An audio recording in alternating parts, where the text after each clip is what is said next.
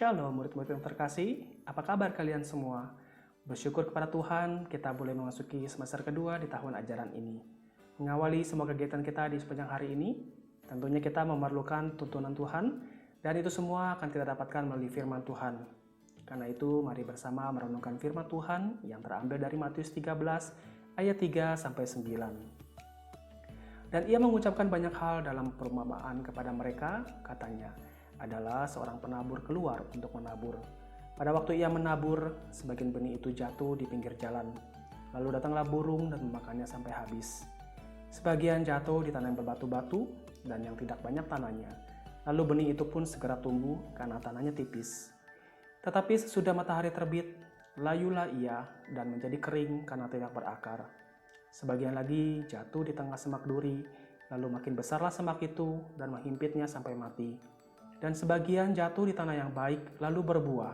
Ada yang 100 kali lipat, ada yang 60 kali lipat, ada yang 30 kali lipat. Siapa bertelinga, hendaklah ia mendengar. Demikianlah firman Tuhan. Anak-anak, pasti kalian sudah tidak asing dengan kisah dari firman Tuhan tentang perumpamaan penabur ini. Dalam perumpamaan penabur ini, ada 3 hal yang dipakai Tuhan Yesus sebagai contoh untuk menjelaskan pengajarannya. 3 hal itu ialah penabur, benih, dan tanah. Penabur sebagai gambaran orang yang menaburkan benih. Dalam hal ini, benih yang dimaksud adalah firman Tuhan yang kemudian disampaikan kepada setiap orang yang digambarkan sebagai tanah tempat benih itu akan bertumbuh. Dari firman Tuhan yang sudah kita baca, dikisahkan benih yang dibawa oleh penabur itu jatuh di 4 macam tempat atau tanah yang berbeda, yaitu pertama, benih itu jatuh di pinggir jalan. Tentu benih ini tidak dapat bertumbuh dan akhirnya dimakan oleh burung-burung yang lewat. Bagian ini merupakan gambaran orang-orang yang menerima benih firman Tuhan, namun karena tidak memperhatikan dengan baik ketika mendengarkan firman Tuhan, akhirnya firman Tuhan itu tidak melekat tinggal di dalam dirinya, dan akhirnya orang itu tidak memperoleh apa-apa. Kedua, benih itu jatuh di tanah yang berbatu. Menariknya, benih ini sempat tumbuh sebentar. Namun, karena tanah berbatu tidak cukup membuat benih itu berakar, maka tanaman itu pun menjadi layu. Bagian ini sebagai gambaran orang yang menerima firman Tuhan, namun karena tidak sungguh-sungguh percaya dan mengimani firman yang telah didengarnya itu, maka ketika kesulitan hidup datang, orang itu kemudian cepat marah dan kecewa, sehingga akhirnya meninggalkan Tuhan. Ketiga, benih yang jatuh di semak duri. Bagian ini juga menjelaskan tentang orang-orang yang mendengarkan firman Tuhan dan menerima firman Tuhan itu dengan baik.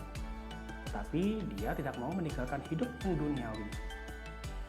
Sehingga ketika ada hal yang membuat orang itu khawatir karena kondisi hidupnya tidak sesuai harapan, ataupun ada kesenangan dunia yang lebih menarik buat dia, maka dia tidak lagi memperdulikan firman Tuhan yang pernah diterimanya. Pada akhirnya, ia tidak lagi percaya pada firman yang ia dengar dan menjauh dari Tuhan. Keempat, yaitu benih yang jatuh di tanah subur.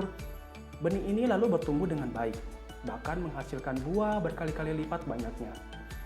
Bagian akhir ini menjelaskan bagaimana orang yang mendengarkan firman Tuhan dengan sikap hati yang sungguh-sungguh, mempercayai firman Tuhan dengan benar, dan menjaga dirinya dari godaan dunia sekitarnya, sehingga firman yang didengarnya itu kemudian bertumbuh dengan baik, dan pada akhirnya membuat dia memperoleh berkat dan menjadi berkat bagi sekitarnya. Melalui perumpamaan ini, Tuhan Yesus ingin mengajarkan kita untuk 1. Belajar mempersiapkan diri menjadi tanah yang subur menerima firman Tuhan. Anak-anak, selama 2 tahun ini kita melihat kondisi sekitar kita ada banyak kesulitan, kekecewaan, kekhawatiran, dan tantangan yang harus kita hadapi. Kita dipaksa untuk menyesuaikan diri dengan kondisi yang tidak kita harapkan, termasuk ketika kita melakukan kebaktian secara online, baik di gereja maupun di sekolah. Namun, biarlah kita belajar menjadi seperti tanah yang subur saat menerima benih. Artinya, kita harus mempersiapkan diri dengan baik saat mendengarkan firman Tuhan. Artinya, ketika kita mengikuti kebaktian, jangan kita melakukannya sambil melakukan kegiatan yang lain seperti sambil makan, main games, atau berbincang-bincang dengan orang di sekitar kita. Kita harus belajar untuk memperhatikan firman Tuhan dengan baik, berusaha mengerti dan mempercayainya dengan segenap hati.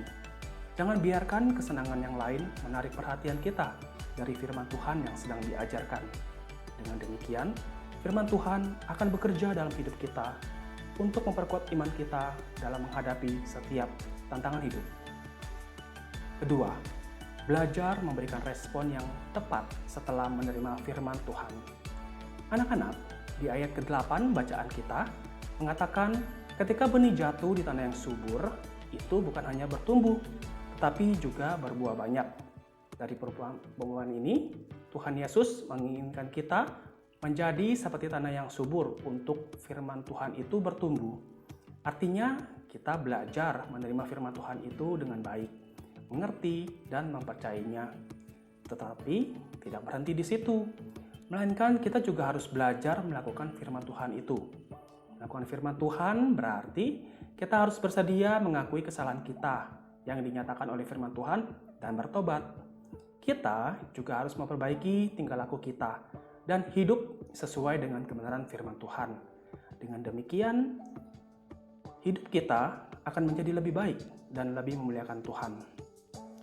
Anak-anak, salah satu tanda suatu tanaman bertumbuh dengan baik adalah ketika tanaman itu menghasilkan buah yang baik. Maka, ketika kita telah menerima firman Tuhan, hendaklah kita juga menjadi pelaku firman, sehingga kita dapat menjadi berkat bagi orang lain, dan nama Tuhan semakin dimuliakan melalui hidup kita. Amin.